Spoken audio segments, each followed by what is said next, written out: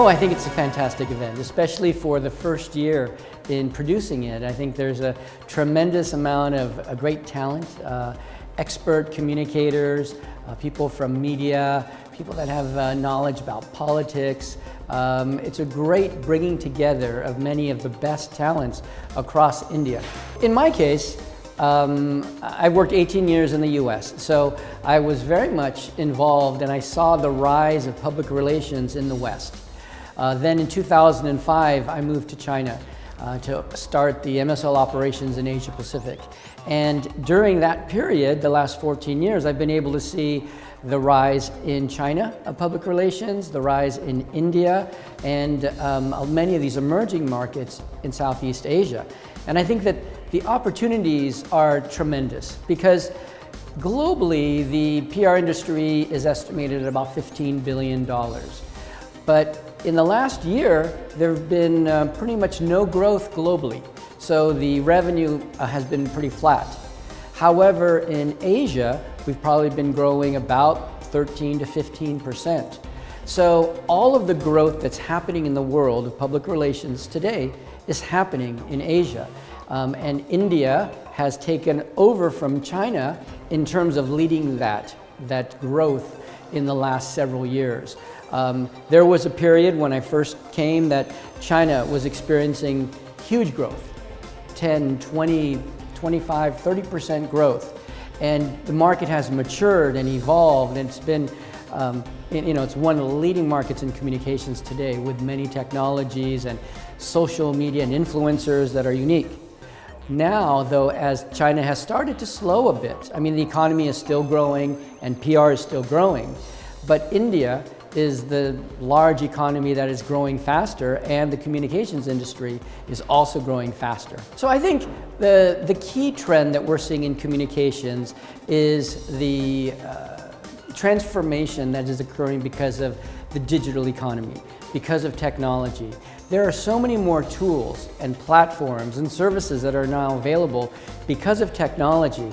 So even though Asia might have been lagging behind the West a few years ago, technology has been the great equalizer. So now the public relations, the communications work that we are seeing in Asia is as sophisticated, it's as strategic, and it's as creative as we are seeing in the West.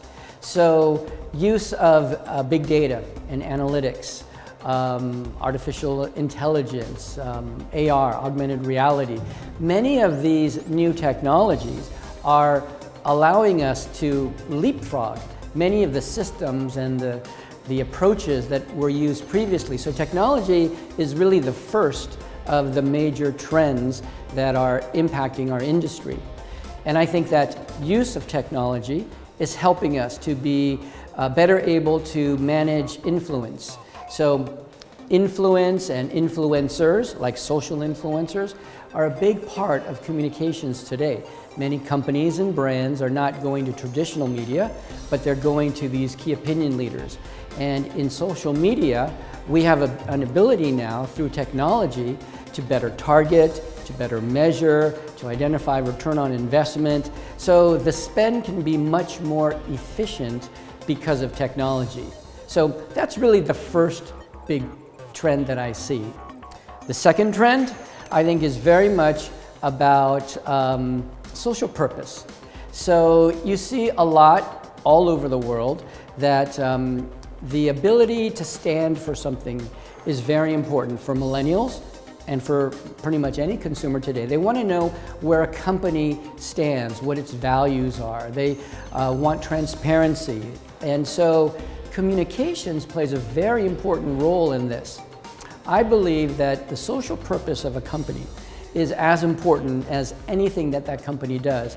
And communicators are the ones that must have a seat at the table, because we can be a voice to help a company to manage its reputation and the purpose, the reason why they are in business, not because they want to make a profit. I mean, it's business, and of course companies want to make money, but there has to be a better reason that they are in business, because if there isn't, then consumers, customers, aren't going to work with or aren't going to support or purchase products, or they're not going to adapt the ideas of that company.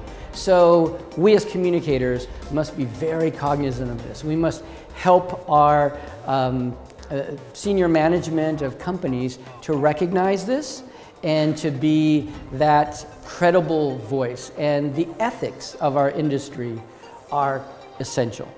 With fake news, with so many different things that are going on in the world today, people need to have the trust in an organization, and we need to be transparent and ethical in our communications. For MSL, partnering with ET Brand Equity is extremely important.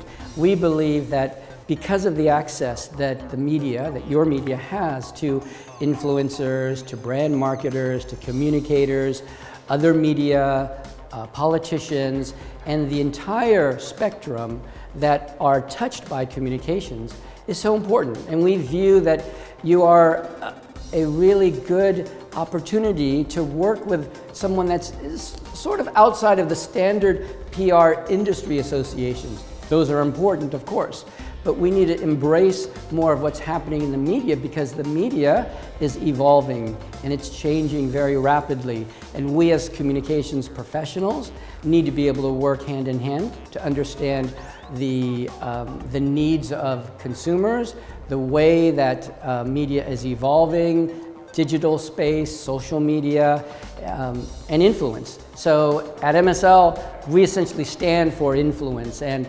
ET Brand Equity is a publication media outlet that has a great amount of influence on consumers, stakeholders, clients, and just people in India. So it's a great partnership. We're very excited.